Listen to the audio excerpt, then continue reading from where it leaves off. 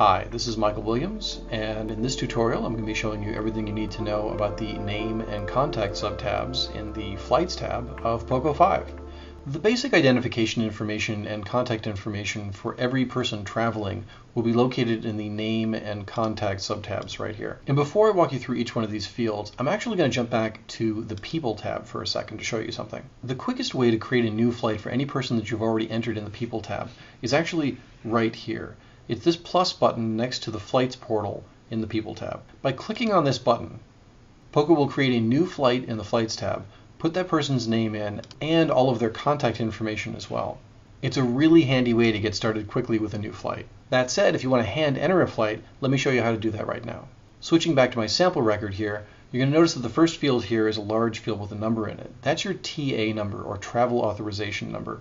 It's sort of like a PO number, but just for travel. This number is automatically entered into this field by POCO for every new record that's created in the Flights tab.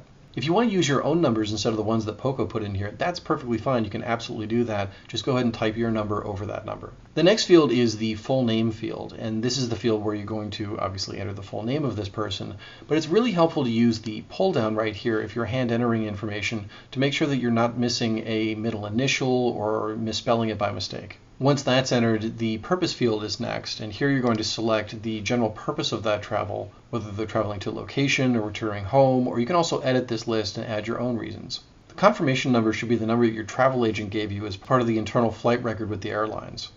And the account coding should be your internal account coding that matches your budget. The TA issued and TA revised fields can largely be left alone, as POCO will handle these fields themselves. But if you want to hand enter information, you can use the handy pop-up calendars that POCO has by clicking these little icons right here and selecting a date. The last field here on the Name subtab is the Void field. This field can normally be left alone, but if you need to void the particular flight information, for instance, you booked a flight and then had to cancel it for some reason, you can click on the void box right here. It'll turn it red so it's easy to see. And on any flight lists or any other records, a large void will appear next to this record. And the total dollar amounts for this record will also be zeroed out in any lists. I'm going to go ahead and uncheck this right now. And there's two icons I'd like to point out before I move on to the Contact subtab.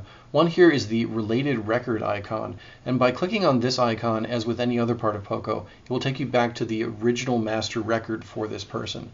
So if I want to see Gary M. Newman's information in the People tab, all I need to do is click on this Related Icons record.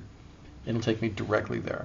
And the second icon I wanted to show you here is this magnifying glass icon, and this will perform a quick find for you. So for instance, if I wanted to find everyone else whose purpose is travel to location, all I need to do is click on this little magnifying glass, and now POCO has found every other record that matches this data, and you can see the found set has changed.